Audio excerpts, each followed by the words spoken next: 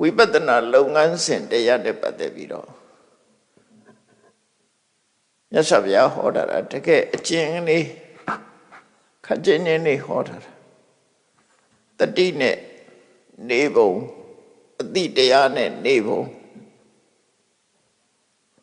တတိနဲ့အတိပညာဒီနှစ်ခုတွဲဖက်ပြီးတော့ဖော်ပြထားတဲ့သုတ္တဘာဖြစ်လို့တတိနဲ့ပညာကအမြဲတမ်းတွဲဖက်နေတာ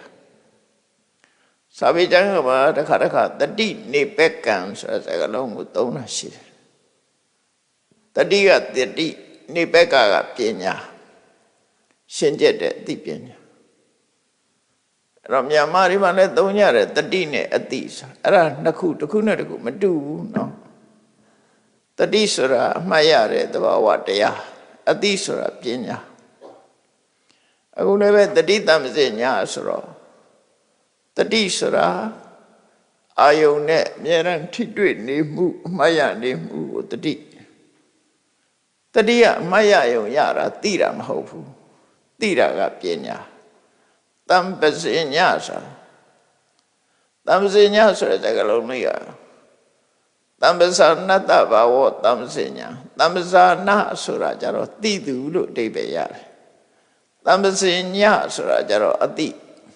ပညာကိုပဲရတယ်တန်ကကောင်းစွာပကကွဲပြပြပိုင်ခြားကြညာဆိုတာသိတာဒီစကားလုံး300ပေါင်းထားတာတမ္ပစဉ္ညာစဉ္ညာကသိတယ်ပေါ့လေတမ္ပစဉ္ညာတန်ကကောင်းမွန်စွာမှန်ကန်စွာပကပိုင်ခြားကြလုံးထွေးမဟုတ်ဘူးကွဲပြပြပိုင်ခြားစဉ္ညာကသိတယ်အသိဉာဏ်လို့တတိတမ္ပစဉ္ညာအဲ့ဒါဘယ်လိုနေတာလဲလက်တွေ့နေပုံနေနည်းနေပုံနေနည်းကိုရှင်းမပြခင်မြတ်စွာဘုရားဟောတဲ့တရားအတူချုပ်ကလေးကိုနားထောင်ကြည့်မြတ်စွာဘုရားကဘာဟောတော့ဆိုတတောဘိက္ခွေဘိက္ခုဝိဟရေယသမ္မစာနောဒါလေးပဲဘုရားဟောတာနော်တတောဘိက္ခွေဘိက္ခုဝိဟရေယသမ္မစာနောအယံဝောအမကံအနုတတတိတဲ့ဆိုလိုတဲ့အိဗေကယဟန်တို့ယဟန်ဆိုတာတတိနဲ့အတိနဲ့နေရမှာဖြစ်တယ်အယံဝောအမကအနုတတတိဒါမင်းတို့အတွက်ငါရဲ့ဆုံးမလမ်းညွှန်ချက်ပဲဖြစ်တယ်ဒါလေးပဲဟောတာဗျာနော်အချင်းချုပ်လေးကဒါလေးပဲယဟန်ဆိုတဲ့နေရာမှာဘိက္ခုတွေပြောရလားလို့ဆိုမဟုတ်ဘူးဝိပဿနာတရားထုတ်တဲ့ယောဂီတွေအလုံးနဲ့သက်ဆိုင်တယ်မြို့သားဖြစ်စေမြို့သမီးဖြစ်စေတန်တရားဘေးကိုကြောက်ရွံ့ပြီးတော့တန်တရားကလွတ်ဖို့နိဗ္ဗာန်ကိုမျက်မှောက်ပြုဖို့ကြိုးစားနေတဲ့ပုဂ္ဂိုလ်တွေအလုံးကိုကိုးစားပြုပြီးတော့သုံးတဲ့စကားလုံးလို့ဘိက္ခုဆိုတာဘိက္ခုကိုကောင်းတတ်ပေမဲ့လို့ငါတို့ကတော့ယဟန်မဟုတ်လို့မဆိုင်ဘူးလို့ဒီလိုမတွေ့နဲ့အလုံးဟာနိဗ္ဗာန်သွားခြင်းတဲ့ပုဂ္ဂိုလ်တွေအတူတူပဲသမုဒိသစ္စာအဆင့်မှာဒါကလူဒါယဟန်အဲ့လိုခွဲထားတာပရမတ္ထသစ္စာအဆင့်ကြတော့ဘာမှညာနဲ့ပဲပိုင်းခြားပြတယ်အတိညာရသွားရင်အဝတ်ကအဓိပ္ပာယ်မရှိဘူးအဝတ်စားနဲ့နေထိုင်မှုကအဓိပ္ပာယ်ရှိတာမဟုတ်ဘူးသိပြီးတော့တဏ္ဍတိမကြီးအမတ်အဝတ်အစားနဲ့ပဲလူဝကြောင့်အဝတ်အစားနဲ့ပဲမြတ်စွာဘုရားကတရားဟောတော့ချက်ချင်းအသိဉာဏ်ပေါက်ပြီးတော့သူယဟနာဖြစ်သွားတာယဟနာလည်းဖြစ်ရောမကြဘူးသူဘဝကဆုံးသက်သွားတယ်သူဝတ်ထားတဲ့အဝတ်ကအမတ်တွေဝတ်တဲ့အဝတ်ပဲအမတ်ဆိုတာဘုရင်ရဲ့ဝန်တန်းတွေအဲ့ဒီဝတ်ကိုဝတ်ထားတာဝတ်ထားနေတော့မယ်မြတ်စွာဘုရားစီရောက်လာတဲ့အချိန်မှာတရားဟောတယ်တရားဟောတော့အချိန်တို့အတွင်းအသိဉာဏ်ထက်တဲ့ပုဂ္ဂိုလ်ဆိုတော့အချိန်တို့အတွင်းတတိပဒံကျင့်စဉ်ကိုသဘောပေါက်ပြီးတော့ကျင့်လိုက်တာ ကျင့်နေဆိုတာရှေးကြီးကျင့်ရတာမဟုတ်ဘူးသူတရားနာလိုက်တာနဲ့အဆုံးမှာအလုံးကိုယ်စိတ်ကိုနိုင်လို့ရှိရင်စိတ်ဆိုတာအလွန်မြန်တာ哦အလုံးရင်ထဲမှာရှိတဲ့ကိလေသာတွေကိုရှင်းပြလိုက်နိုင်ရှင်းပြပြီးနောက်ဆုံးမှာကိလေသာကုန်တယ်ကံကုန်တယ်ကိလေသာတွေကံတွေကုန်သွားပြီးတဲ့နောက်မှာဘဝအဆုံးသတ်သွားတယ်တော့ကိလေသာကုန်တာကံကုန်တာကသဥပါတိတေတာနိဗ္ဗာန်ကိုမျက်မှောက်ပြုတာဘဝအဆုံးသတ်သွားတာကြတော့အနုပါတိတေတာနိဗ္ဗာန်နိဗ္ဗာန်နှစ်ခုရှိတယ်တော့ခွဲခြားထားတဲ့ရှုထောင့်နဲ့ခွဲထားတဲ့သဘောပေါ့နော်လူတွေမှာကုန်နေဆိုတာဘယ်ဟာစကုန်ရတာတော့ငြိမ့်နေဆိုတာဘယ်ဟာစငြိမ့်တာတော့ဆိုကိလေသာစငြိမ့်ကိလေသာငြိမ့်တယ်ကံငြိမ့်တယ်သို့တော့ကံကိလေသာတို့ရဲ့အကျိုးဆက်ဖြစ်တဲ့ခန္ဓာမငြိမ့်သေးဘူးကံနဲ့ကိလေသာငြိမ့်သွားတာကိုကိလေသာនិရောဓနိဗ္ဗာန်လို့ခေါ်တာအဲ့ဒါကိုပဲသာဥပါတိတေတာနိဗ္ဗာန်လို့ခေါ်လိုက်တာဥပါတိဆိုတာကံတရားရဲ့အကျိုးရှုနာခန္ဓာကံတရားရဲ့အကျိုးနဲ့ယုတ်ခန္ဓာနာခန္ဓာကြီးဟာသေတကျွန့်ကြံ့နေသေးတယ်လို့ဆိုလိုတယ်ကံနဲ့ကိလေသာတော့မရှိတော့ဘူးသူ့ရဲ့အကျိုးဆက်ကကြံနေသေးတယ်အဲ့တော့ပထမကိလေသာနဲ့ကံကုန်သွားတယ်ကုန်သွားပြီးတော့ဆိုလိုတာယဟနာဖြစ်သွားတယ်အဲ့ဒါကံနဲ့ကိလေသာကုန်သွားတာကိုခေါ်တယ်သို့တော့ခန္ဓာကြီးကရှိနေသေးတယ်ဆုံးတတ်သေးဘူးအဲ့ဒါကိုသဥပါတိတေတာဒီလိုသုံးတာနော်ဥပါတိဆိုတဲ့ကံရဲ့အကျိုးဆက်တွေက remain ဖြစ်နေသေးတယ်တေတာကျွန့်ကြံ့နေသေးတယ်အဲ့ဒါကို negative နဲ့ပြောတော့အနုပါတိတေတာနဥပါတိတေတာကံကိလေသာတို့ရဲ့အကျိုးဆက်ဖြစ်တဲ့ခန္ဓာကြီးပါမရှိတော့ဘူးဒါကိုအနုပါတိတေတာနိဗ္ဗာန်လို့ခေါ်တယ်အဲ့တော့ရှင်းရှင်းပြောရင်ဒီဘဝရတာကသဥပါတိတေတာနိဗ္ဗာန်နောင်ဘဝလို့ပြောလို့ရတယ်ပေါ့သိပြီးတဲ့နောက် after death သိပြီးတဲ့နောက်မှာရတာအနုပါတိတေတာနိဗ္ဗာန်ပြောတာဒါမို့တမ္ပရာယိကနိဗ္ဗာန်လို့လည်းသုံးတယ်တစ်ခါတစ်ခါတမ္ပရာယိကနိဗ္ဗာန်လို့လည်းသုံးတယ်ဘာလို့လဲဆိုဒီဘဝခန္ဓာသုတိကြပြီးတော့မှရှားတာမဟုတ်တမ္ပရာယိကနိဗ္ဗာန်သုတိရဲ့အတွင်းမှာရလို့ထေရဓမ္မိကနိဗ္ဗာန်နော်တောပါတိတေတာနိဗ္ဗာန်ကမျက်မှောက်နိဗ္ဗာန်ဟိုကသိပြီးတဲ့နောက်မှာရလို့တမ္ပရာယိကလို့ဒီလိုအသုံးလေးလည်းရှိတယ်ပေါ့နော်သို့တော့တွင်တွင်သုံးတာတော့သဥပါတိတေတာနိဗ္ဗာန်နဲ့အနုပါတိတေတာနိဗ္ဗာန်သဥပါတိတေတာနိဗ္ဗာန်ကိုပဲတချို့စာတွေမှာသောပါတိတေတာနိဗ္ဗာန်လို့လည်းသုံးတာရှိတယ်သောပါတိဆိုတာလည်းသဥပါတိတေတာပဲအဓိပ္ပာယ်တူတူပဲအဓိပ္ပာယ်ကွဲပြားမှုမရှိဘူးစကလုံးမဲ့ကွဲတာအဲ့တော့ဒီတဏ္ဍတိမကြီးဟာတခဏအတွင်းမှာပဲမြတ်စွာဘုရားတရားနာလိုက်ရတဲ့အခါမှာစိတ်ထဲမှာပဲအသိဉာဏ်ကြီးတက်သွားတာအဲ့ဒါကျင့်တာပဲလေဒီလမ်းကြောင်းတိုက်သွားတာကျင့်နေဆိုလမ်းကြောင်းတိုက်သွားတာကိုပြောတာပฏิပစ္စတိဆိုသွားတာပဲဒီကျင့်စဉ်ကြီးအတိုင်းဖြစ်သွားတာကျင့်လိုက်တော့ယင်ထဲကကိလေသာတွေကနေကုန်သွားတယ်ဉာဏ်ဖြစ်သွားတယ်မကြခင်ပဲခန္ဓာလည်းငြိမ့်သွားတယ်အဲ့ဒီတဏ္ဍတိမကြီးကိုစဉ်းစားကြတယ်အမတ်ဝကြီးနဲ့လူဝတ်လူစားနဲ့ယဟန္တာဖြစ်သွားတယ်ဆိုတော့သူ့ဘယ်လိုခေါ်မလဲလူလို့ခေါ်မလားဘုန်းကြီးလို့ခေါ်မလားထိုခေတ်ကစကားလုံးနဲ့ပြောမယ်ဆိုလို့ရှိရင်သမဏလို့ခေါ်မလားပြမဏလို့ခေါ်မလားဘိက္ခုလို့ခေါ်မလားတို့မို့ဂါထလူပဲလို့ခေါ်ရမလားအဲ့ဒီမိကုန်းနေတက်လာတဲ့အခါမြတ်စွာဘုရားကရှင်းပြတယ်အဝိဇ္ဇာကဘာပဲဝို့တဲ့လူဘောကြောင့်ပဲဝို့ပါစေ ရှင်တွေကကိလေသာကုန်သွားလို့ရှိရင်သူ့ကိုတမနာလို့လည်းခေါ်နိုင်တယ်ပြမနာလို့လည်းခေါ်နိုင်တယ်ဘိက္ခုလို့လည်းခေါ်နိုင်တယ်အဲ့တော့ဝတ်ကအဓိကမဟုတ်ဘူးလို့ပြောတာပရမတ္ထသစ္စာပိုင်းမှာရှင်တွေကကိလေသာကုန်သွားတာအဓိကဖြစ်တယ်နော်အဲ့တော့ဘိက္ခုဆိုတဲ့အဓိပ္ပာယ်ကဒါအဲ့ဒါကိုပြောချင်တာဘိက္ခုဆိုတာသင်္ဃဝတ္ထမှာဘိက္ခုမဟုတ်ဘူးတန်တရားဘေးကိုကြောက်တယ်ဆိုလို့ရှိရင်တော့လူလည်းဘိက္ခုလို့ခေါ်လို့ရမှာဒါအဝတ်ကိုဆွဲပြီးတော့ခေါ်တာလည်းရှိတယ်ရှင်တွေကနှလုံးသားကိုဆွဲပြီးတော့ခေါ်တာလည်းရှိတယ်အဝတ်ကိုဆွဲခေါ်ရင်တော့သင်္ကန်းဝဋ္ဌမှာဘိက္ခုလို့ခေါ်ရမှာအဝတ်ကိုဆွဲပြီးခေါ်ရတာတန်တရားဝတ်ကကြောက်တယ်ဆိုလို့ရှိရင်တော့အဝတ်နဲ့မဆိုင်တော့ဘူးကြောက်တဲ့စိတ်ရှိတဲ့လူတိုင်းဟာဘိက္ခုလို့ခေါ်လို့ရတယ်တန်တာရိဗျံဧကတိတိဒါမြတ်စွာဘုရားရဲ့အာဘောအဲ့တိုင်းပဲ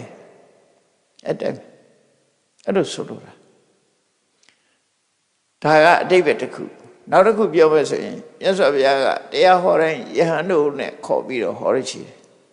ဘုရားစီတရားနာလာတာယဟန်နေကြီးပဲမဟုတ်ဘူးဘိက္ခုနီတွေလည်းပါတယ်ဥပဒကမျိုးသားတွေလည်းပါတယ်ဥပတိကာမတွေလည်းပါတယ်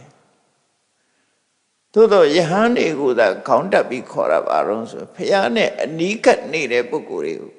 ပြောတာတခါတည်းယဟန်နေတဲ့မှာတောင်မှပဲပို့ပြီးတော့အနိကတရားဓမ္မနဲ့ပြောကြရှင်ရှင်သာရိပုတ္တရာကိုပြောတယ်ဆိုသာရိပုတ္တရာလို့ခေါ်လိုက်တယ်ရှင်အနန္ဒာကိုပြောရှင်အနန္ဒာလို့ခေါ်တယ်ကျန်တဲ့ယဟန်နေမရှိဘူးမဟုတ်ရှိတယ်နော်အတိပ္ပယ်အဲ့လိုရှိတယ်ပေါ့အလုံးတွေဟောတာဒါကြောင့်မို့အထက်ကရာဆရာတွေကြတော့သူကမှတ်ချက်ပဲလို့ပေးထားတော့စတုပရိသသာဒရဏပကဝတောဓမ္မဒေသနာတဲ့မြတ်စွာဘုရားဟောပြောတဲ့တရားဟာပရိသတ်လေးပါးနဲ့သက်ဆိုင်ပါတယ်ဘိက္ခုတွေမဟုတ်ဘူးဘိက္ခုဘိက္ခုနီဥပဒကဥပတိကအလုံးအတွက်ဟောတာလို့ပြောတာသို့တော့အနိကရှိတဲ့ပုဂ္ဂိုလ်ခေါင်းတက်ပြီးပြောလိုက်တာလို့ဆိုလို့ပေါ့နော်အဲ့လိုမှတ်တဲ့အဲကြောင့်ဒီမှာဟောတယ်ဆိုလိုရင်းကဘိက္ခုဘိက္ခုကိုဖြုတ်လိုက်ရင်တတောဝိဟရေယသဗ္ဗဇာတောဘသူပဲဖြစ်ဖြစ်အလုံးဟာတတိရှိရှိအသိဉာဏ်ရှိရှိနေတဲ့နေရမှာဖြစ်တယ်ဘဝမှာနေတဲ့အခါမှာတတိနဲ့အသိနဲ့နေပါအယံဝအမကအနုတတနိဒါငါရဲ့ဆုံးမသွန်သင်ချက်ပဲဒါဘုရားစကားပဲအသိနဲ့တတိနဲ့အသိနဲ့နေဘာဖြစ်လို့လို့ဆိုတဲ့အခါမှာတတိရှိမှပညာဆိုတာဖြစ်တယ်ပညာရှိမှလည်းတတိကကောင်းတယ်သူတို့နှစ်ခုကအပြန်အလှန်ချိတ်ဆက်ထားတာနာဟိတတိဝိရိတတပညာနာမအဋ္ဌိတို့စာပေကျမ်းကမှလို့ဆိုတယ်တတိကင်းနေတဲ့ပုဂ္ဂိုလ်မှာအသိပညာဖြစ်တယ်ဆိုတာဘယ်တော့မှမရှိဘူးတဲ့နာဟိတတိဝိရိတတပညာနာမအဋ္ဌိတတိဝိရိတတတတိကင်းနေတဲ့ပုဂ္ဂိုလ်အားနော်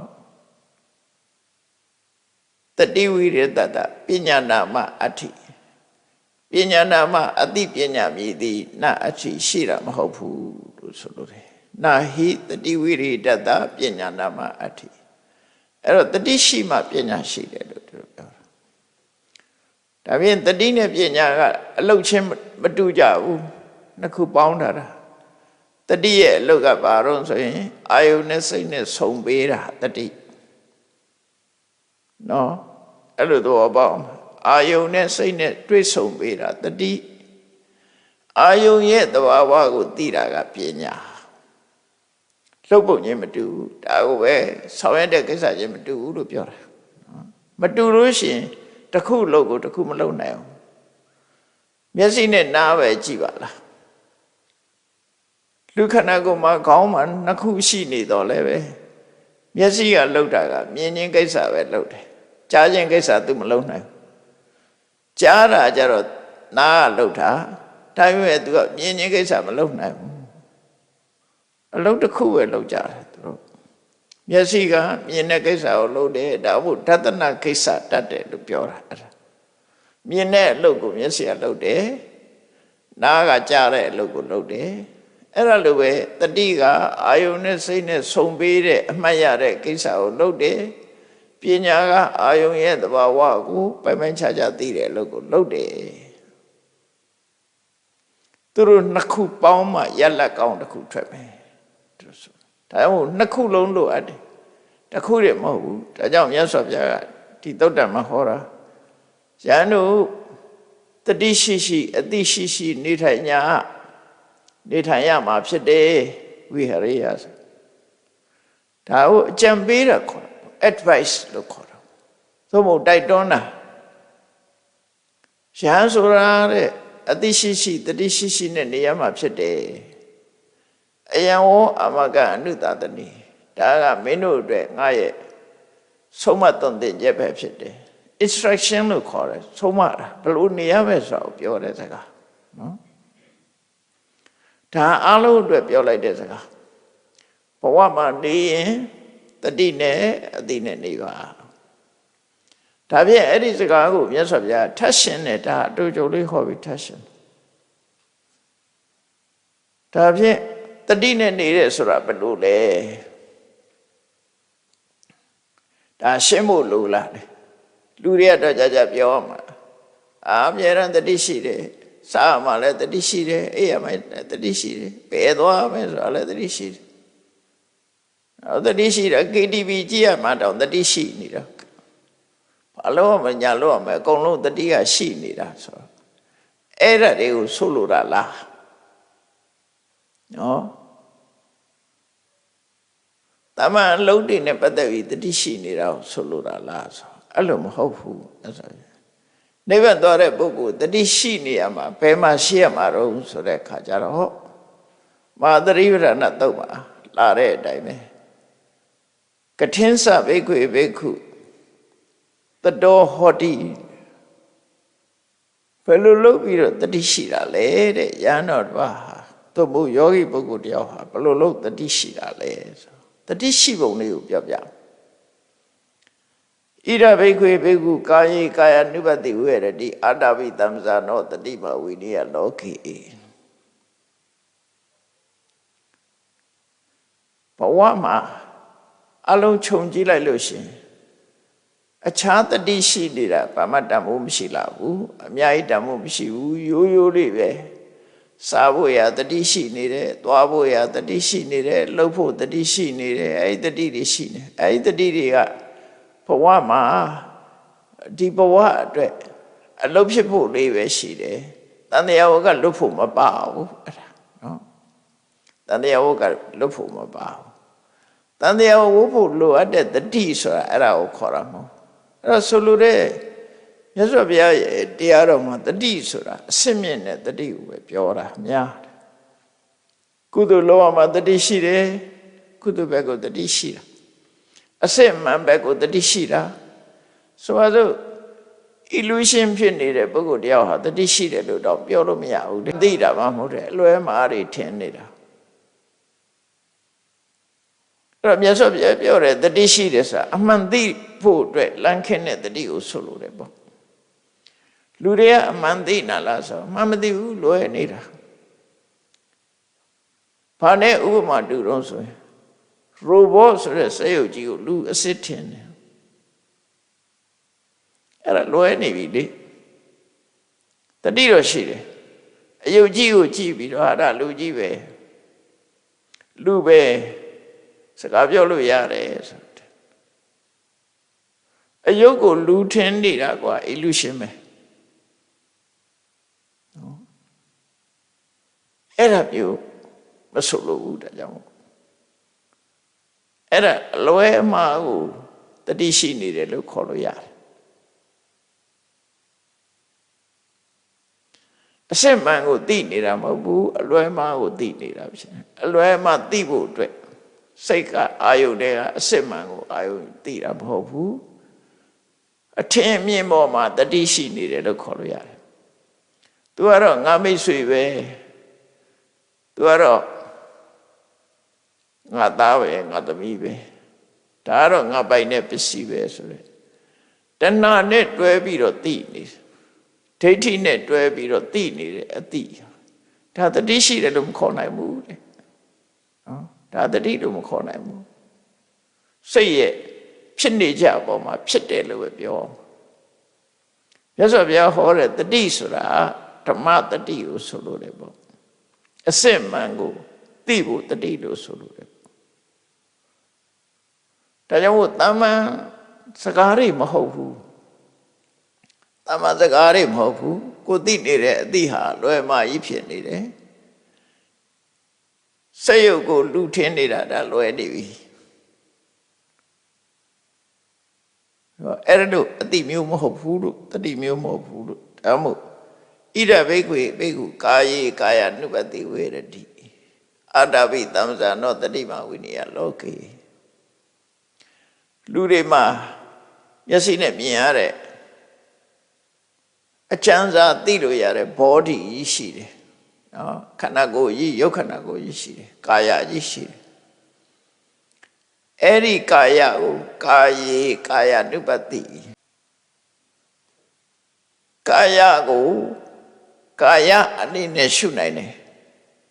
ကာယကိုကာယလို့ရှုတယ်ဆိုတာငါလို့ထင်တာမဟုတ်ဘူးငါဟာလို့လည်းမထင်ဘူးနော်ရှုတရားဟာယုတ်တရားသက်သက်ပဲလို့မြင်တဲ့ဟာမျိုးဆိုလို့အနုပတိဆိုတာ contemplation meditation အနုပတ္တအပမန်ထထရှုမြင်နေတာကာယကိုကာယလို့ပဲရှုမြင်တယ်တရဝါလို့မရှုမြင်ဘူးငါလို့လည်းမမြင်ဘူးသူတော်ဘာလို့လည်းမမြင်ဘူး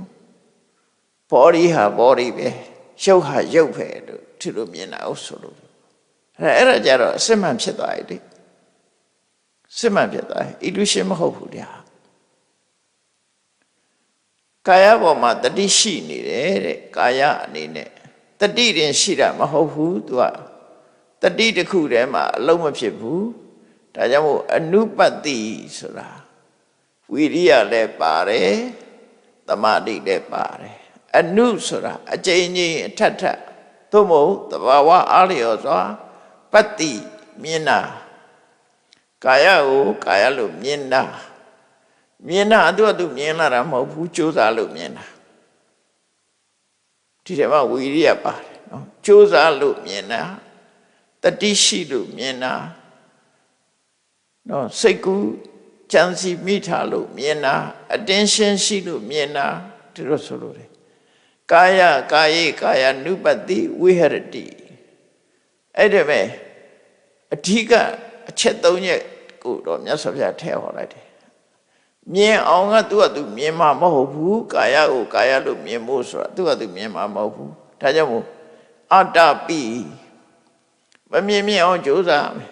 လုံလဝိရိယအတ္တပဆိုတဲ့လုံလဝိရိယအပူတပြင်းကြိုးစားအထုတ်တယ်စေးလေမဟုတ်ဘူးအတ္တပဆိုပြင်းတဲ့စိတ်တွေကိုလောင်မြိုက်ပြစ်ပြီးတော့ကြီးမားတဲ့လုံလဝိရိယကိုအတ္တပလို့ခေါ်တယ်အတ္တပိဆိုတာလုံလရှိသူကာယကိုကာယလို့ရှုနေတဲ့ပုဂ္ဂိုလ်ဟာအတ္တပိပြင်းထန်ကြိုးစားအထုံးမှုရှိတယ်တတိမှာတတိကောင်းတယ်ရှိုံနဲ့မဟုတ်ဘူးတတိကလည်းဆွဲမြဲတယ်ကောင်းတဲ့တတိရှိတယ်တမ္ပဇာနောခွဲခြားခြားကွဲပြားသိတယ်အသိဉာဏ်ရှိတယ်တော့ဒါတွေကမြတ်စွာဘုရားဟောပုံကနော်ပုဂ္ဂိုလ်အနေနဲ့ဟောလိုက်တာဒါကိုပုဂ္ဂလာဒိဋ္ဌာနာလို့ခေါ်တယ်ပုဂ္ဂိုလ်ဆွဲပြီးဟောတာဘာလို့ကာယေကာယ၌ကာယ ानु ပတိကာယဟုရှုလို့ရှိသောသူသည်အတ္တပိရှုဖို့အတွက်ကြိုးစားအထုတ်နေတဲ့သူသည်တတော်တတိမှာတတိရှိသောသူသည်တမ္ပဇာနောစင်ကြယ်တုံတရားရှိသောသူသည်ဟုတ်တော်ဟာဖြစ်၍ဝိရတိနေ၏လို့သူတို့ပြောလို့တာ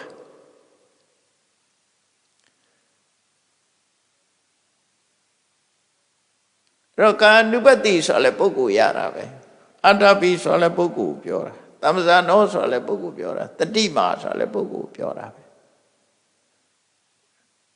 အဲ့တော့ပုဂ္ဂိုလ်နဲ့တရားဆိုတာလည်းပဲတိယနဲ့ဌာနနဲ့ဌာနိဖြစ်သည့်အတွက်ကြောင့်နေတယနေတိတဖြစ်သည့်အတွက်ကြောင့်တတိကိုတတိရှိသူဆိုတတိရှိရမယ်ပြောတာကြိုးစားမှုရှိသူဆိုကြိုးစားမှုရှိရမယ်ပြောအစင်ញတုံတရားရှိသူလို့ပြောတာအစင်ញတုံတရားပညာရှိရမယ်လို့ပြောတာအဲ့တော့ဆိုလိုတာကဒီတတိရှိနေတယ်ဆိုတဲ့ထဲမှာတတိတစ်ခုလည်းပြောတာမဟုတ်ဘူးတဲ့ကိုယ့်ရဲ့ကာယကိုကာယလို့ကြိုးစားပန်းစားအသိဉာဏ်ရှိတတိထားပြီးတော့ရှုမှတ်နေတဲ့ပုဂ္ဂိုလ်ဖြစ်ပြီးရှုမှတ်နေတဲ့ပုဂ္ဂိုလ်ဖြစ်ပြီးနေပါကာယကိုသိနေအောင်ဣတုရှင်းမဝင်အောင်အဲ့ဒါကြိုးစားအထောက်နေလို့ပြောအဲ့ဒီမှာဘာတွေဝင်လာတတ်တုံးကာယကိုကာယလို့ရှုမြင်နေတဲ့အချိန်မှာဘာတွေဝင်လာတတ်တုံးလို့ဆိုအဘိဓါဒေါမနတကာယကိုရှုနေတဲ့အချိန်မှာကိုယ်သဘောကျတဲ့ကာယလေးနှစ်သက်စရာကောင်းတဲ့ကာယလေးဆိုလောဘလာပြန်မုန်းစရာဖြစ်လာပြီဆိုရင်ဒေါသလာပြန်တော့အဲ့ဒါအဖြစ်ပါစေနဲ့ဝိနည်းလောကေဝိဇ္ဇာဒေါမနတံလောကဆိုတာဒီကာယကိုပြောတာအဲ့ဒီမင်းရှုနေတဲ့ကာယအပေါ်မှာတဲ့လောဘလည်းမဖြစ်စေနဲ့ဒေါမနတဆိုတာဒီနေရာဒေါသကိုပြောလိုက်တာဒေါသနဲ့ဒေါမနတဆိုတာအမြဲတမ်းတွဲပြီးတော့ဖြစ်နေတာဥပိ္ပဏံသဟသသဟစာရိတတနထံဆိုတာဒိဋ္ဌိကတဟောတယ်ပေါ့ဒေါမနတသဟကတံဒိဋ္ဌိကတသံပယုတ်တံဆိုမှာဒေါသနဲ့ဒေါမနတသဟကတံပဋိကသံပယုတ်တံဆိုပဋိကဆိုတဲ့ဒေါသနဲ့ဒေါမနတအမြဲတွဲနေတယ်ဥပိ္ပဏသဟစာရိတတနထပဋိကဖြစ်ရင်ဒေါမနတဖြစ်မှာပဲဒေါမနတဖြစ်ရင်လည်းဒေါသဖြစ်မှာပဲဒီနှစ်ခုကခွဲလို့မရတဲ့အရာတစ်ခုလို့ဆိုလို့တယ်အဲ့ဒါလိုပဲဒီမှာဒေါမနတံလို့သုံးလိုက်တာဟာဒေါသကိုရည်ညွှန်းတာအဘိဇ္ဇာကကာမိစ္ဆန္ဒလောဘဒေါမနတလို့သုံးတာဖြာပါတာဆိုလိုတာနိဝရဏတရားကိုဖယ်ပါလို့ပြောတာကာယပေါ်မှာတတိထားပြီးတော့ကြိုးစားအထုတ်နေတဲ့အပေါ်မှာအဲ့ဒီပေါ်မှာကာမိစ္ဆန္ဒဆိုတဲ့တဏှာလည်းမဖြစ်ပါစေနဲ့ဖြာပါရဆိုတဲ့ဒေါသလည်းမဖြစ်ပါစေနဲ့များသောအားဖြင့်အာယုတစ်ခုပေါ်မှာလာလို့ရှိရင်ကြိုက်ရင်လောဘမကြိုက်ရင်ဒေါသဒါလာတတ်တာကိုနော်အဲ့ဒါကြောင့်လို့မြတ်စွာဘုရားဝိနည်းလောကေအဘိဓါဒေါမနတံကာယအပေါ်မှာတဲ့လောဘလည်းမဖြစ်စေနဲ့ဒေါသလည်းမဖြစ်စေနဲ့အဲ့ဒါတွေမဖြစ်ရအောင်တတိနဲ့တင်းကျပ်တာတတိနဲ့ကာယပေါ်မှာစူးစိုက်ထားမယ်လုံလဝိရိယနဲ့တွန်းလှန်ဖယ်ရှားမယ်ဆင်ခြင်တုံတရားနဲ့တွန်းလှန်ဖယ်ရှားမယ်အဲ့ဒီလိုနေတာကိုပြောတာတဲ့တတိနဲ့နေဆိုအဲ့ဒါပြောတာဒါပေါ့လေးမဟုတ်ဘူးနော်ဘုရားဟောတာအတိနဲ့တတိရှိပါစေဆိုတာပေါ့လေးပြောတာမဟုတ်ဘူးအဲ့ဒီတတိကိုပြောတာတဲ့ဒါတစ်ခုနောက်တစ်ခုကလူမှာကာယရင်ရှိနေတာမဟုတ်ဘူးဒီတစ်ခုတည်းတင်ဖြစ်နေတာမဟုတ်ဘူးအကြောင်းအရာဆိုတာဖြစ်နေတာတွေရှိတယ်ဘာဖြစ်တယ်စိတ်ခံစားချက်ဖြစ်လာဝန္တာရဲဝမ်းနေတယ်ချမ်းသာတယ်ဆင်းရဲတယ်ဒုက္ခဒေါမနတဒေါမနတဝန္တာရဲဝမ်းနေတယ်ဝေဒနာတွေဖြစ်လာတယ်ဒုက္ခနာမှာနော်ကာယကဒုက္ခဝိရစေရတိကဒုက္ခကာယကဒုက္ခစေရတိကဒုက္ခအဲ့လိုဒုက္ခမဟုတ်တဲ့ဟာဥပေက္ခအာရုခမဒုက္ခအနည်းဆုံးဝေဒနာ၃မျိုးအခါလေးရဖြစ်နေခလုတ်တိုက်လိုက်လို့နားရဲဆိုရင်ဒုက္ခဝေဒနာဖြစ်တာနေမကောင်းလို့ကြောအောင်နေပိုင်အောင်နေခေါင်းကိုက်တယ်ဒုက္ခဝေဒနာဖြစ်တယ်နေလို့ထိုင်လို့ကောင်းတယ်စားလို့တောက်လို့ကောင်းတယ်ပျော်တယ်တကယ်ချင်းပေါင်းတဲ့နေနဲ့တွေ့တယ်ပျော်ပွဲသွားရတယ်စိတ်ချမ်းသာတယ်ဒုက္ခဖြစ်တယ် တော့အခါလေးရောဒုက္ခဖြစ်လိုက်ဒုက္ခဖြစ်လိုက်အဲ့ဒီဖြစ်ပေါ်နေတဲ့ဒုက္ခဒုက္ခမထင်ရှားပဲနဲ့ကိုယ့်ကိုနေတဲ့အခါမှာလဲဝေဒနာဆိုတာဖြစ်နေတယ်စိတ်ခံစားမှုတစ်ခုရှိနေတယ်အဲ့ဒါဘာလို့ဆိုရင်မထင်ရှားတဲ့စိတ်ခံစားမှုဝေဒနာဒုက္ခလည်းမဟုတ်ဘူးဒုက္ခလည်းမဟုတ်ဘူးအဒုက္ခမဒုက္ခအဲ့ဒီဝေဒနာတွေပေါ်မှာလည်းပဲတတိထားပါဝေဒနာသူဝေဒနာနုပတိဝိဟရတိဝေဒနာကိုဝေဒနာလို့ပဲရှုမြင်ဖို့ကြိုးစားငါပြောတယ်လို့မလုပ်နဲ့သူပြောနေတယ်လို့လည်းမလုပ်နဲ့အာချမ်းသာတယ်လို့လည်းမလုပ်နဲ့သူချမ်းသာနေတယ်လို့မလုပ်နဲ့ချမ်းသာမှုဆိုတာဝေဒနာတရားသာဖြစ်တယ်ငါနဲ့လည်းမပတ်သက်ဘူးသဘာဝတရားတသက်သာဖြစ်တယ်ဆိုတဲ့ပုံမှာအတ္တပိသိအောင်ကြိုးစားတာတတိမှာတမ္ပဇာနောအမှန်သိတဲ့အသိပညာရှိတာတတိမှာတတိကောင်းကောင်းထားပြီးတော့ဝိနည်းလောကိဘိဇာဒေါမနတံအဲ့ဒီခံစားချက်အပေါ်မှာလောဘမဖြစ်အောင်ဒေါသမဖြစ်အောင်နေလို့ဆိုလို့တယ်ခုနကိုယ်ကာယအပေါ်မှာလောဘမဖြစ်အောင်ဒေါသမဖြစ်အောင်အတိနဲ့နေပါအဲ့တော့တတိပဒံတရား၄ပါးစာအဲ့ဒါနောက်တစ်ခုကစိတ်တိစိတ်တနုပတိဝိဟရတိစိတ်တိစိတ်တနုပတိဝိဟရတိအတ္တပိတမ္ပဇာနောတခါတည်းရန်ကြတော့အတိစိတ်ပေါ့သိတဲ့စိတ်သိတယ်ဆိုတာစိတ်နဲ့သိတယ်ဆိုတာချိုးတာချင်တာခါတာငန္နာအဲ့ဒီလိုဟာမျိုးတွေဒါသိတဲ့စိတ်အတိနဲ့ကိုယ်စိတ်ထဲမှာသိနေတဲ့အတိတွေပေါ့အတိတွေဖြစ်လာတယ်အဲ့တော့သိတဲ့အခါမှာတော့ဘာတတိထားမလဲအဲ့ဒီမှာလည်းပဲသိတဲ့စိတ်လေးကိုသိတဲ့စိတ်အဖြစ်ပဲရှုမှတ်လုံလဝိရိယရှိရမယ်တတိရှိရမယ်စဉ္ညာတို့တရားရှိရမယ်တတိရှိရမယ်ပြီးတဲ့အခါမှာစိတ်ပေါ်မှာလောဘလည်းမဖြစ်စေနဲ့ဒေါသလည်းမဖြစ်စေနဲ့ဝိနည်းလောကိဘိဇာဒေါမနတရှုရင်မှတ်ရင်တခါတဲ့အဲ့ဒါတစ်ခုကိုဖယ်ထားတဲ့တစ်ခုကိုကြိုးစားတယ်တစ်ခုလောက်တာပြောတာမဟုတ်ဘူးနော်တစ်ဖက်ကလောဘကိုဖယ်ပြီးတော့တစ်ဖက်ကသိအောင်ကြိုးစားတာဒီလိုပြောတာမဟုတ်ဘူးဘာနဲ့တူတော့ဆိုရင်အလင်းရောက်ရင်အမှောင်ကပျောက်တာပဲလေမှောင်သွားရင်လည်းအလင်းပျောက်တာပဲလေအမှောင်နဲ့အလင်းဆိုတာတူတူနေလို့မရထို့တူပဲတတိတို့သမပညာတို့ဒီလုံလဝိရိယတို့ ਨੇ ဆိုလို့ရှိရင်အဘိဇာဒေါမနတတဏနဲ့ထောတာတူတူနေလို့မရဘူးလေ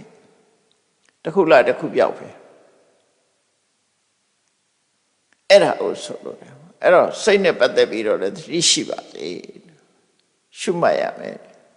ဒါအမြဲတမ်းစိတ်ကိုရှုရမှာလားလို့ဆိုတာလို့မဟုတ်စိတ်ပေါ်မှာသတိထားတဲ့အခါမှာတတိရှိရမယ်အချက်၄ချက်ကိုဖော်ပြတာတပြိုင်နဲ့လောက်ရမယ်လို့ပြောတာမဟုတ်ဘူးတခါတည်းရန်ကာယပေါ်မှာတတိရှိမယ်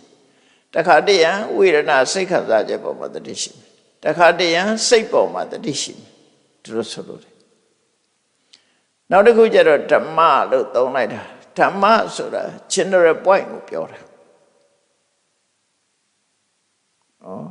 general point လို့ပြောတော့ဓမ္မလို့ဆိုတာရုပ်လည်းဟုတ်ပဲနာမ်လည်းဟုတ်ပဲ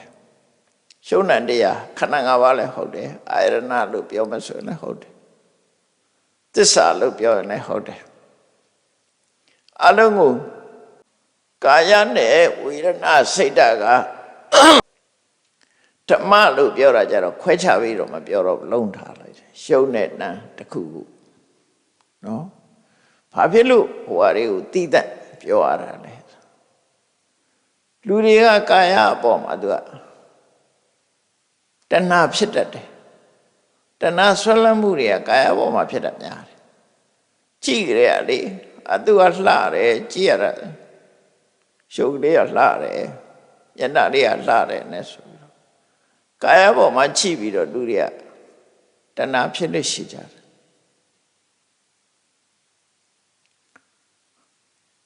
သူပတင့်တယ်လို့စိတ်ကထင်လာအဲ့ဒီအထင်မြင်ကို ဖြောက်ဖို့လည်းပါတယ်ပေါ့နော်အဲ့ဒါထင်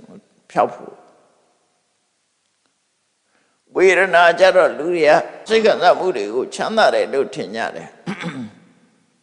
ပြောကြတယ်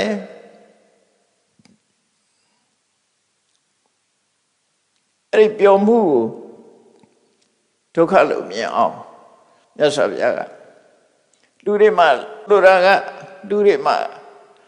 လွယ်မှားမှုလေးမှနေတာ၄မျိုးရှိတယ်ဝိပ္ပန္နတလို့ခေါ်တယ်ဝိပ္ပန္နတကလွယ်မှားမှု၄ရပ်တကယ်မတင့်တယ်တဲ့ကာယကိုတင့်တယ်တယ်လို့ထင်တာအတုဝေတုပအဲ့လွယ်မှားမှုတစ်ခုရှိတယ်မတင့်တယ်တာကိုတင့်တယ်တယ်လို့ပြင်တယ်ပါပါရှင် hallucination ပေါ့အဲ့လိုလွယ်မှားစွာသိနေတာအဲ့ဒါကိုပျောက်ဖို့ကာယကိုရှုခိုင်းတာဗျာအဲ့ဒီဝိပ္ပန္နတကိုဖယ်ဖို့ကာယ ानु ပဒနာကိုခေါ်တာဒီရွယ်ချက်မရှိဘဲနဲ့ကမ္မထံပေးတာမဟုတ်ဘူးမြတ်စွာဘုရားဆေးပေးတဲ့ပရမဖြစ်နေတဲ့နာတွေနဲ့အလိုက်ပျောက်ဖို့အတွက်ဆေးရဟိုဆေးလေးပေးတယ်ဒီဆေးပေးတယ်ဒါအဲ့တော့ကာယ ानु ပတိဝိဟရတိကာယ ानु ပဒနာကမ္မထံဆိုတာဘယ်အတွက်ဆေးပေးတာတော့ဆိုအတုဝကိုမတင့်တယ်တာကိုတင့်တယ်တယ်လို့ထင်ပြီးတော့လွဲမှားစွာမြင်နေတဲ့အမြင်ကိုဖြောင်းနိုင်ဖို့အတွက်အဲ့ဒါပေးတာဒါဆေးတစ်ခွက်ဝေဒနာသူဝေဒနာနုပတိကြတော့ဒုက္ခတကယ်စင်စစ်ကဒုက္ခအဲ့ဒီဒုက္ခကိုဒုက္ခလို့ထင်နေတဲ့အထင်လေးကိုပျောက်ဖို့ရအတွက်အဲ့ဒါပေးတာ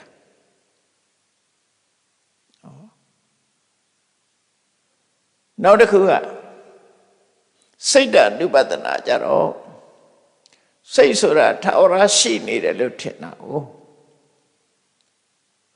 လူကစိတ်ကိုထာဝရရှိနေတယ်လို့ထင်တာမဟုတ်ဘူးစိတ်ကလင်းလင်းမြန်မြန်ပေါ်လင်းမြန်မြန်ပျက်စီးသွားတာစိတ်ဖြစ်စဉ်အနေနဲ့သာရှိတာစိတ်ကလေးတစ်ခုရဲ့တဏ္ဍာတာတိုးတယ်မမြဲဘူးဆိုတာကိုမြဲတယ်လို့ထင်လွဲနေတာပျောက်ဖို့အတွက်စိတ်ဓာတ်ဥပဒနာရှုခိုင်းတာ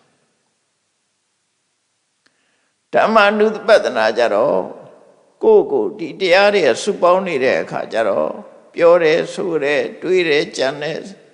စုပေါင်းပြီးလှုပ်တော့ငါလှုပ်တယ်လို့ထင်လာတယ်အဲ့တော့အနတ္တကိုအတ္တလို့ထင်တယ်အဲ့ဒါပျောက်ဖို့အတွက်ဓမ္မ ानु ပဒနာဟောတာအဲ့တော့တတိထားဖို့ရအတွက်ကလူတွေလွဲမှားနေတဲ့ illusion ပါပါရှင် hallucination တွေကိုဖယ်ဖို့အတွက်ဒီလေးခုဟောတာမြတ်စွာဘုရားသူဆေးနဲ့သူပဲတပြိုင်နဲ့လောက်အောင်မှာတော့မဟုတ်ဘူးကိုယ်တဏ္ဍမှာလောဘတွေများနေကာယ ानु ပဒနာရှုပေါ့နော်တွေ့တာမှုတွေထင်းနေတယ်လှတယ်ထင်းနေရင်ကာယ ानु ပဒနာရှုစိတ်ခံစားချက်ကိုဒုက္ခလို့ထင်းနေတယ်ဆိုရင်ဝေဒနာ ानु ပဒနာကိုjust ရှုပေးလွယ်မှနေတယ်မြဲတယ်လို့စိတ်ကထင်နေတယ်အနိစ္စသဘောမပေါ်ဘူးဆိုရင်စိတ်ဓာတ် ानु ပဒနာကိုရှုကိုအတ္တငါလုံနိုင်တယ်ငါဆိုတာရှိတယ်လို့သို့မဟုတ်ခန္ဓာကိုယ်ပေါ်မှာဆွဲမိနေတဲ့အရာရှိတယ်လို့သူတို့ထင်နေလို့ရှိရင်ဓမ္မ ानु ပဒနာကိုရှုလို့သူတို့ဆိုလို့တယ်ပေါ့အဲ့ဒါကြောင့်မို့လို့သတိပဋ္ဌာန်တရား၄ပါးကိုဟောတယ်လို့သူတို့ဆိုတယ်အဲ့တော့မဟာသတိပဋ္ဌာန်တော့အနှစ်ချုပ်ကိုအကျဉ်းကြီးထပ်နာလိုက်ရင်လည်းဒီအဓိပ္ပာယ်တွေရှင်းထားပြီးသားရှိတယ်ပေါ့နော်အဲ့လိုမြတ်စွာဘုရားကဒီသတိပဋ္ဌာန်တရားနဲ့ပတ်သက်ပြီးဓမ္မေတုဓမ္မ ानु ပတိဝိဟရတိအာတပိသံဇာနောတတိမဝိနည်းလောကေဘိသာထောပတတံအဲ့တော့တတိနဲ့နေရမယ့်အချက်၄ချက်အာယုံ၄မျိုးကိုခွဲပြီးတော့ဟောတာ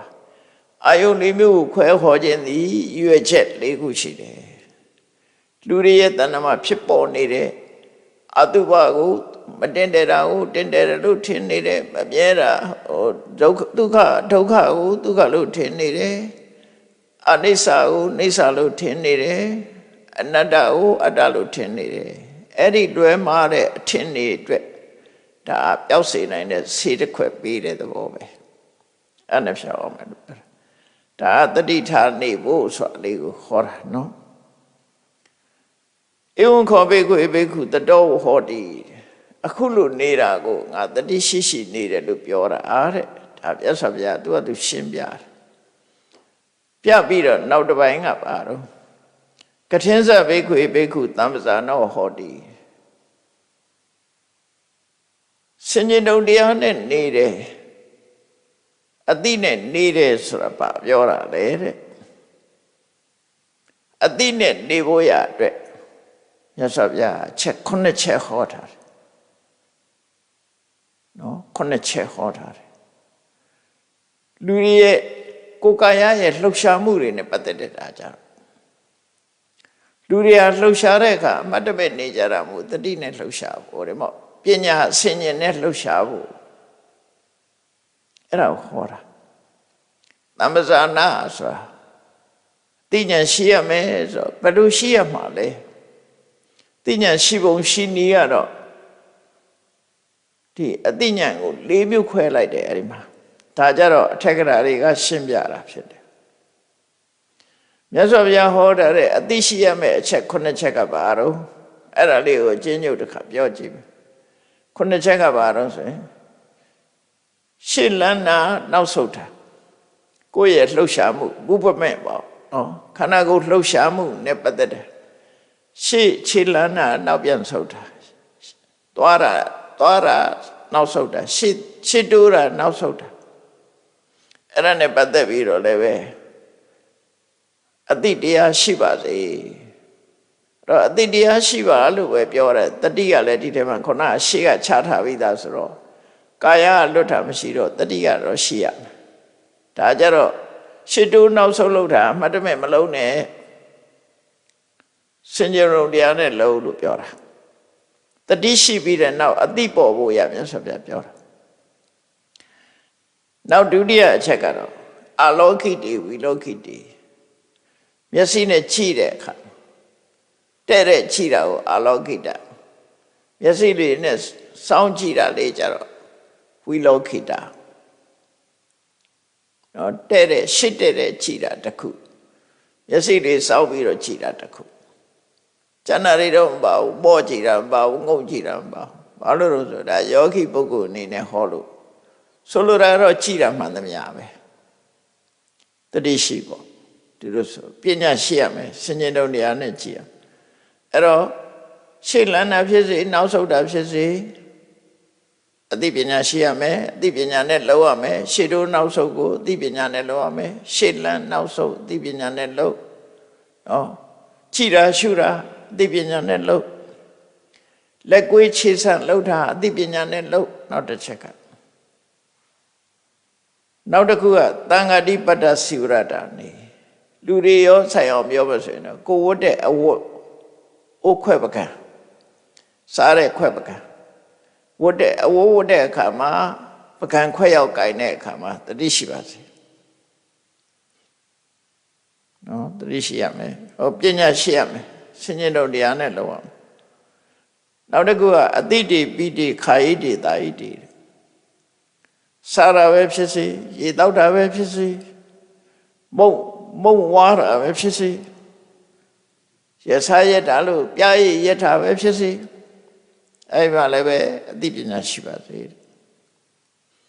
နောက်တစ်ခုကဥစ္စာရပတ္တဝါကံပဲအိမ်သာတက်တယ်မှတ်ရသွားတယ်ပေါ့ကျင်းကြီးကျင်ငယ်စွန့်တယ်ဥစ္စာရပတ္တဝါအဲ့မှာလည်းပဲပညာရှိပါစေမှန်တိုင်းသိအောင်လုပ်ပါပညာဆိုတာမှန်တိုင်းသိတာနော်မှန်တိုင်းသိပါစေနောက်တစ်ခုကတော့ကတိထိတိနိသိနေလမ်းလျှောက်နေတာလားမတည့်ရနေတာလားထိုင်နေတာလားဘာပဲလုပ်လို့အသိပညာနဲ့လုပ်ပါနောက်သုတ်တိသာဂရိတိအိတ်တဲ့အခါမှာနိုးလာတဲ့အခါမှာအိတ်တော့မယ်ဆိုတဲ့အချိန်မှာအိတ်ပျော်နေတယ်အိတ်ပျော်သွားဖို့အိတ်ရတဲ့ဝင်တဲ့အချိန်မှာဖြစ်စေနိုးလာတဲ့အချိန်မှာဖြစ်စေတတိရှိပါဘာတိတိတုံနိဘာဝေစကားပြောတဲ့အခါမှာသို့မဟုတ်တိတ်ကလေးနေတဲ့အခါမှာ တိတ်တိတ်နေတာတောင်မှပဲအသိပညာနဲ့တိတ်တိတ်နေရမယ်လို့ပြောတာ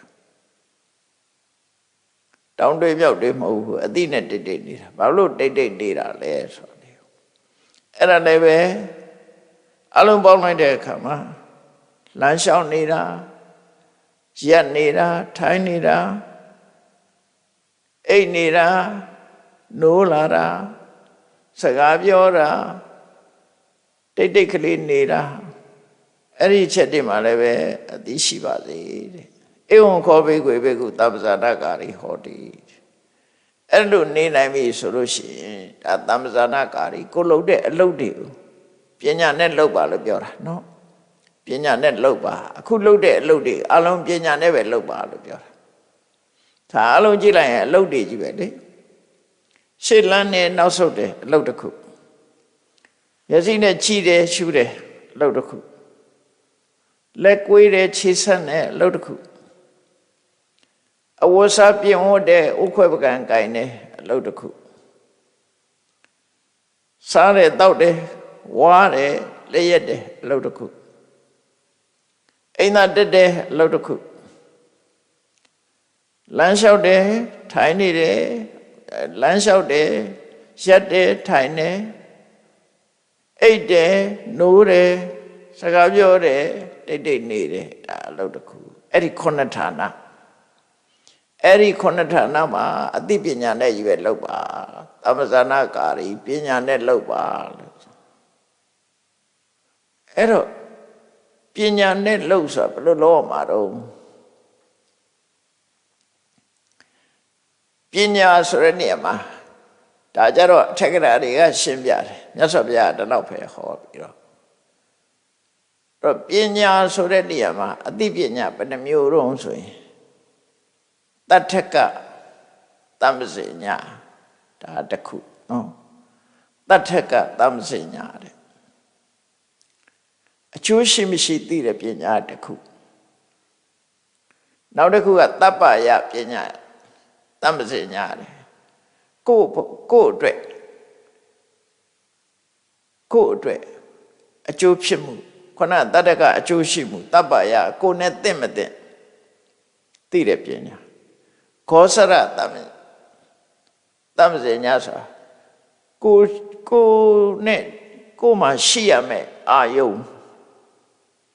ကိုအမြဲတမ်းတွေ့နေရမယ်အာယုံကိုအမြဲတမ်းစိတ်ထဲမှာထားရမယ်အာယုံနဲ့ပတ်သက်တဲ့အသိနောက်တစ်ခုကအတ္တမောဟသမ္ပစေညာတဲ့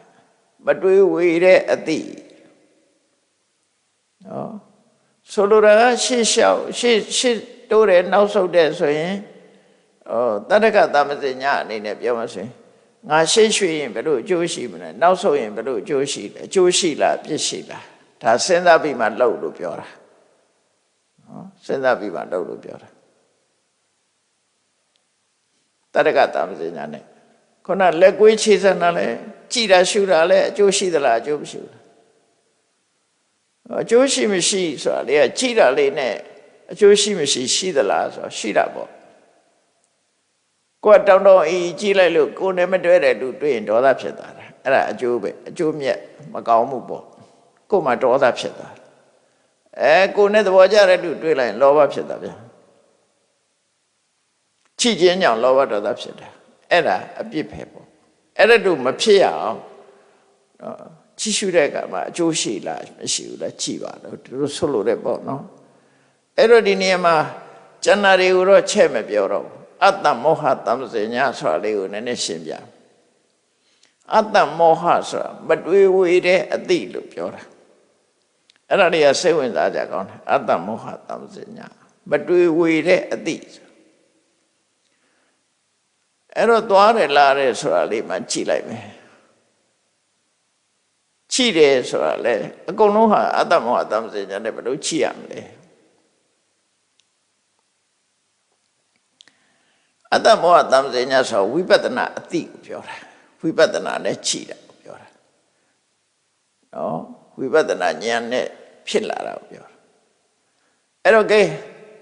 ရှေ့ကိုခြေလန်းလှမ်းတော့မယ်ဆိုရင်ဘာအရင်ဖြစ်လာလဲအတ္တမောဟနဲ့ကြည့်လိုက်မယ်ခြေလန်းလှမ်းခြင်းနဲ့စိတ်ကလေးကအရင်ဖြစ်လာတယ်ဒါတစ်ခု အဲ့စိတ်ကလေးပေါ်လာတဲ့အခါမှာခြေတော်ကြီးကကြွတက်လာတယ်ဒါတစ်ခုပြီးတော့ခြေတော်ကချလိုက်တယ်နောက်ခြေတော်ကကြွတက်လာတယ်ပိုင်းလိုက်နော်သွားခြင်းနဲ့စိတ်ကဖြစ်လာတဲ့အခါမှာအဲ့ဒီစိတ်ကိုအကြောင်းပြုပြီးတော့ဝါယောဓာတ်နဲ့ဒိသောဓာတ်ကစိတ်ကြောင့်ဖြစ်တဲ့ဝါယောနဲ့စိတ်ကြောင့်ဖြစ်တဲ့ဒိသောဓာတ်တွေကြောင့်ခြေတော်ကကြွတက်လာတာငါကြွတာမဟုတ်ဘူးအဲ့ဒါကြွခြင်းနဲ့စိတ်ကြောင့်ကြွလာတာလေဖြတ်ထားရင်ကြွခြင်းနဲ့စိတ်ပေါ်တော့မကြွဘူးလေဖြတ်ထားရင်သိပြီဟုတ်တယ်မလားကြွခြင်းနဲ့စိတ်ပေါ်တိုင်းကြွတာမဟုတ်ဘူးဘာဖြစ်တော့ဆိုရင်တိဇောဓာတ်နဲ့ဝါယောဓာတ်ကမှကြွပေးတာစိတ်ကပေါ်လာတဲ့အခါစိတ်ကြောင့်ဖြစ်လာတဲ့တိဇောဓာတ်နဲ့ဝါယောဓာတ်နှစ်ခုပေါင်းပြီးတော့ခြေတော်ကိုကြွသွားတာခုခေတ်စိတ်ပညာတွေကပြောရင်တော့ကြွက်သားပေါ့ကြွက်သားအားနဲ့လို့ပြောမှာပေါ့ဒါပေမဲ့အဲ့ဒီကြွက်သားရဲ့အထီးကဘယ်လိုလုပ်ဆိုရင်လည်းတိဇောဝါယောပါပဲနောက်ဆုံးကြတော့ဒါကြည့်ပြီးပါပဲရှိတာပေါ့နော်ဟုတ်ပြီအဲ့ဒါကြွတက်လာငါကြွတာမဟုတ်ဘူးအဲ့ဒါတိဇောနဲ့ဝါယောကများလာလို့ကြွလို့ရတယ်လေမြန်ကြီးပြန်တက်တာဆိုလည်းတိဇောနဲ့ဝါယောနဲ့တက်တာပဲလေအင်ဂျင်ကနေပြီးတော့လေကိုပူအောင်လုပ်လိုက်တာအဲ့ဒါပူအောင်လုပ်တာတိဇောလေတွေကပေါ့သွားတယ်ကောင်းကင်ပြန်တက်သွားတခါပြန်ချတယ်ခြေတော့ကကြွပြီးတော့ပြန်ချတယ်ချတဲ့အခါကျတော့ပထဝီနဲ့အာဘောကများသွားပြီးတော့တေဇောနဲ့ဝါယောကယော့သွားပြန်ဒါနှစ်ခုတွဲပထဝီနဲ့အာဘောကတွဲတေဇောနဲ့ဝါယောကတွဲအဲ့တော့ပထဝီနဲ့အာဘောကအဆင်းအကျတေဇောနဲ့ဝါယောကအတက်လေနဲ့အပူကအတက်ရှည်နဲ့မြေကအဆင်းအဲ့တော့လန်သွားရဲဆိုတာစိတ်ကြောင့်ဖြစ်ပေါ်လာတဲ့နော်စိတ်ကြောင့်ဖြစ်ပေါ်လာတဲ့ဝါယောနဲ့တေဇောကမြင့်တက်လာပြီးတော့ပထဝီနဲ့အာဘောကနေကြသွားရင်အဲ့ဒါခြေတော်ကြွတာပဲခြေတော်ချလိုက်တဲ့အခါမှာတော့ပထဝီနဲ့အာဘောကများလာပြီးတော့တေဇောနဲ့ဝါယောကနေသွားတယ်လေမြန်ကြီးအောက်ဆင်းပြီဆိုရင်လေကိုရိုးအောင်လုပ်လိုက်တာပဲလေအဲ့တော့ပဲမှန်တော့အဲ့တော့အဲ့ထင်မယ်ခြေတော်လှမ်းတာဘသူကလှမ်းနေတာလဲခြေတော်ကြွတာဘသူကြွတာတော့မေးကြည့်ပါလားရှာကြည့်ပါလားအလုံးဟာဓာတ်သဘောတွေဖြစ်တာပဲရှိတယ်စိတ်ကြောင့်ဆိုလိုတာခန္ဓာ၅ပါးပဲဖြစ်တယ်နော်စိတ်ကဝိညာဉ်နဲ့ခန္ဓာစိတ်နဲ့စေတသိက်တွေပေါင်းလိုက်တော့ဝေဒနာခန္ဓာသင်ညက်ခန္ဓာသင်္ခါရခန္ဓာဝိညာဉ်နဲ့ခန္ဓာနာမ်ခန္ဓာ၃ပါး၄ပါးဝါယောဓာတ်နဲ့တေဇောဓာတ်ကရူပခန္ဓာချောကြွတဲ့ဆိုအဲ့ခန္ဓာ၅ပါးရဲ့ပြောင်းလဲပဲအဲ့ဒီမဲ့ခြေတော့ချတာဘသူချတာခြေတော့ကြွတာဘသူကြွတာတော့ခြေတော့ချတာတော့ဘသူချတာတော့မေးငါချတာဆိုရင်ငါဘသူလဲပထဝီကိုငါခေါ်မှလားတေဇောကိုငါခေါ်မှလားဝါယောကိုငါခေါ်မှလားဓာတ်ကြီးလေးပါဖြစ်တဲ့တယ်မှာဘသူကိုခေါ်မလဲ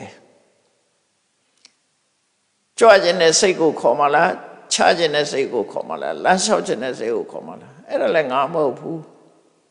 အဲ့တော့ယုံနဲ့နာဖြစ်ခြင်းမြတာဖြစ်တယ်လို့အဲ့ဒါလို့သိတာကိုအတ္တမောဟတမ္ပစညာလို့ခေါ်တယ်လွယ်တာမဟုတ်ဘူးနော်အဲ့လိုသိနေပဲဆိုရင်ကိလေသာလာပါအောင်မလားမလာတော့ခေါနနော်လောဘဆိုလည်းမလာဘူးဒေါသဆိုလည်းမလာဘူးအဲ့လိုသိနေအောင်လားလုံနေတာဟာလောဘဒေါသကိုတားထားတာပဲဖြစ်တယ်အဲ့ဒါကိုပြောတော့ဝိနည်းလောကေဘိဇာဒေါမနတံဆိုဒါအတ္တမောဟတမ္ပစညာနဲ့သိတာအထက်ကဓမ္မတခြားတမ္ပစညာတွေရှင်းပြတာရှိသေးတယ်ဒါအတ္တမောဟတမ္ပစညာကြတော့အဲ့ဒါခန္ဓာကိုယ်ထဲမှာအမိတ်ပေးနေတဲ့အတ္တဆိုတာအကောင်မရှိဘူးပြောလို့ငါဆိုလည်းမရှိဘူးသူလည်းမရှိဘူးဒီယုတ်တရားနတ်တရားတသက်မြတ်တာလှုပ်ရှားနေခြင်းသာဖြစ်တယ်လို့အဲ့ဒီလိုမြင်လို့ရှိရင်အတ္တမောဟတမ္ပစညာလို့ခေါ်တယ်ဒါဝိပဿနာကြတော့အဲ့လိုမြင်အောင်ကြည့်ရမှာအဲ့လိုမမြင်သေးသမျှကမ္မထန်တွေဘလောက်အထုတ်တမာရီလေးဖြစ်ပြီးတော့တောင်းမြင်မြောင်းမြင်ကလေးတော့ဖြစ်မှာပေါ့ စိတ်ကလေးအေးချမ်းပြီးငြိမ်လိုက်တာနောက်ထပ်အဲ့ဒီငြိမ်တက်ကလေးရချင်တယ်ဆိုရယ်လောဘကလေးနဲ့စခန်းသိမ့်လိုက်ကြသို့တော့အဲ့ဒီလောဘလေးနဲ့စခန်းသိမ့်မှုဆိုတာတောင်လွဲတာတော့မဟုတ်ဘူးနော်ဟိုတရားဥရဖို့ပြောပြတာပါတကယ်ဒီအသိဉာဏ်ဖြစ်သည့်ထီအောင်ကြိုးစားရမယ်လို့ဆိုလို့တယ်ဒါဝိပဿနာနော်အဲ့အတွက်လေးဝင်လေးရှုမှတ်ပြီးတော့စိတ်တွေကငြိမ်းချမ်းပြီးတော့မှတ်စိတ်တွေပျောက်သွားတယ်တို့ပါတော့အဲ့ဒါတွေကတရားတော့မဟုတ်သေးဘူးမဟုတ်ဘူးတရားတော့မဟုတ်ဘူးတမာတိစွမ်းအားကြောင့်ဖြစ်တာလေစွမ်းကြောင့်ဖြစ်တာအဲ့တော့ဝိပဿနာတရားဆိုတာအဲ့လိုမဟုတ်ဘူးအဲ့တတိရှိဖို့လိုတယ်နော်မြတ်စွာဘုရားသင်တာအဲ့လိုသင်တာမဟုတ်ဘူးအဲ့တော့ရှုရဲဆိုင်တဲ့ဆိုလို့ရှိရင်လေရှုတဲ့လူမရှိဘူးငါရှုတာလည်းမဟုတ်ငါဆိုင်တာလည်းမဟုတ်ဘူးနော်ရှုခြင်းနဲ့စိတ်ကြောင့်ဖြစ်ပေါ်လာတဲ့ဒီရှုခြင်းဆိုင်ခြင်းဖြစ်လာတာအဲ့ဒီမှာငါမပါဘူးသူလည်းမပါဘူးအတ္တဆိုလည်းမရှိဘူးတဘာဝတရားတသက်မြတ်တာဖြစ်တယ်လို့မြင်ဖို့ကြိုးစားရမှာဖြစ်တယ်ပေါ့ဒါဝိပဿနာကြတော့အဲ့လိုကြိုးစားငါပြောက်မှသူပြောက်မှဆိုလိုတာတတ္တဝါဆိုတာပြောက်မှဝိပဿနာဉာဏ်ဖြစ်မှာတတ္တဝါမပြောက်ခွဲနဲ့အနိစ္စဆိုပရိစေရင်တော့ကျိုးပြရုံမရှိမှာနော်သို့တော့မလုံးတဲ့လူနဲ့စာရင်တော့တော်ပါတယ်မကောင်းတာတွေရွတ်နေမဲ့စာအနိစ္စလို့ရွတ်တာတော့မကောင်းဘူးလို့ပြောတာမဟုတ်ဘူးနော်ကောင်းတာလောက်တာမှတမယသူ့အတိုင်းတာနဲ့သူကောင်းတယ်ပေါ့ဒါပေမဲ့လို့လူရင်းမရောက်ဘူးပေါ့လူရင်းရောက်ချင်တော့လူရင်းမရောက်ဘူးပေါ့အဲ့ဒါကိုသတိရှိရမှာတဘာဝတရားတွေမြဖြစ်ချင်းမြတာဖြစ်တယ်ဆိုတာဘာလို့ကမ္မတကာရကောနတ္ထိအလုတ်ကိုလုံးတဲ့လူဆိုတာမရှိဘူးတရဝါဆိုတာမရှိဘူးဝိပါကတ္တသဝေရကောအကျိုးကိုခံစားတဲ့လူဆိုတာမရှိဘူးအကြောင်းပေါ်ခြင်းသည်ပြုလုပ်ခြင်းအကျိုးပေါ်ခြင်းသည်ခံစားခြင်းနော်ကမ္မတကာရကောနတ္ထိဝိပါကတ္တသဝိရကောသုဒ္ဓဓမ္မပေါ်တန်တိယုတ်တရားနံတရားတသက်မြတာဖြစ်တယ်လို့မြင်မှဧဝိတံသမတ္တနာငါမပါဘူးတတဝါမပါဘူးအတ္တဆိုတာမပါဘူးယုတ်တရားတသက်မြတာဖြစ်တယ်ခုနကခြေတော့လှမ်းတာသွားတာငါမဟုတ်ဘူးကြီးတာလည်းငါမဟုတ်ဘူးနော်ယုတ်တရားနံတရားတွေဖြစ်ချင်းမြတာဖြစ်တယ်လို့အဲ့ဒါလို့မြင်မှမကနောအမြင်လို့ခေါ်တယ်တဲ့အဲ့လိုမြင်မှအဲ့ဒါအတ္တမောဟတမ္ပစညပဲအထက်ကရာတိကာတွေထဲမှာတော့ထိရကျဲလေးရေးထားတာရှိတယ်အတ္တမောဟတမ္ပစညဖြစ်ပုံနော်ဒါလေးကအကျဉ်းလေးပဲဒါကြောင့်မြတ်စွာဘုရားဟောကြားတဲ့ဒီစာပေထဲမှာတော့တတိသုတ်တလို့နာမည်ပေးထားတယ်တစ်ခုစလုံးပေါ့အောင်လို့တတိတမ္ပစညသုတ်အနှစ်ချုပ်လို့ပြောအဲ့တော့ဘဝမှာနေဖို့အတွက်မြတ်စွာဘုရားရဲ့ဆုံးမသွန်သင်ချက်ကတော့တတိရှိပညာရှိတတိရှိပြီးပညာရှိပြီးတတိနဲ့ပညာနဲ့အတူတကွနေထိုင်မှာလို့တတိရှိအတိရှိနဲ့နေထိုင်မှာလို့မြတ်စွာဘုရားရဲ့သွန်သင်ဆုံးမခြင်းဟာယခုလိုနေခြင်းဖြစ်တယ်ဆိုတာနားလည်သဘောပေါက်ပြီးကြိုးစားအားထုတ်နိုင်ကြပါစေကုန်သတည်း